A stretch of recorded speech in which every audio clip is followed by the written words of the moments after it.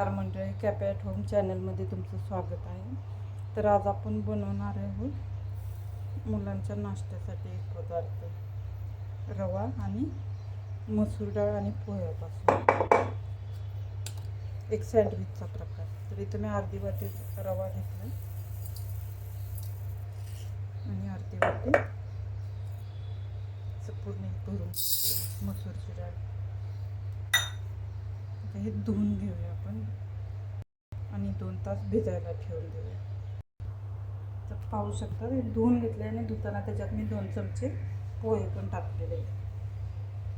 आपण याला 1 ते 2 तास भिजायला ठेवून देऊ.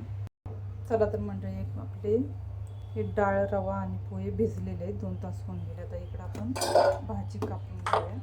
मिरची घेतलेली आहे, 2 गाजर, कांदा, कोथिंबीर आणि पनीर. तरी आपण कट करून घेऊया. चला तर म्हणजे इथे भाज्या आपण बारीक करून घेतलेल्या आहेत, त्यात पनीर टाकलं. आता हे बारीक करून घेऊया. याच्याबरोबर थोडीशी आपण लाल मिरची पावडर टाकून घेऊया आणि थोडीशी हळद. चला तर आपल्या भाज्या छान अशा बारीक करून झालेल्या आहेत. आता आपण हे पोहे डाळ वगैरे आहे ते रवा ते बारीक करून घेऊया. त्याच्यात थोडंसं दही टाकायचं बारीक कर. चला तर मी याच्यात दही आणि मीठ थोडंसं टाकलेलं आहे. आता आपण हे बारीक करून घेऊया.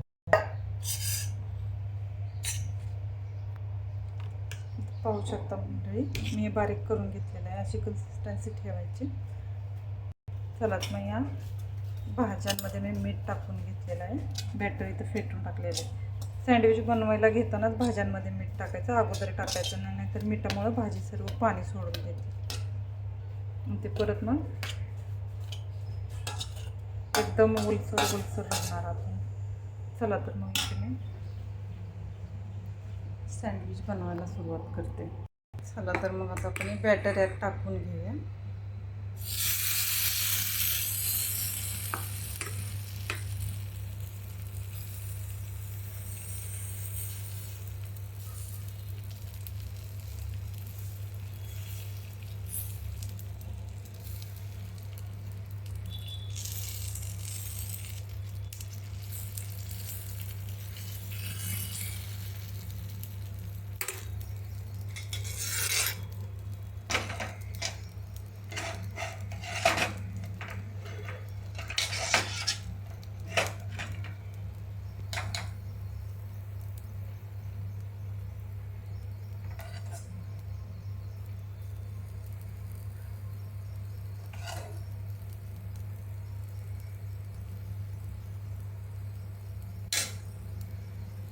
त्याच्यावरून थोडंसं बॅटर परत टाकायचं.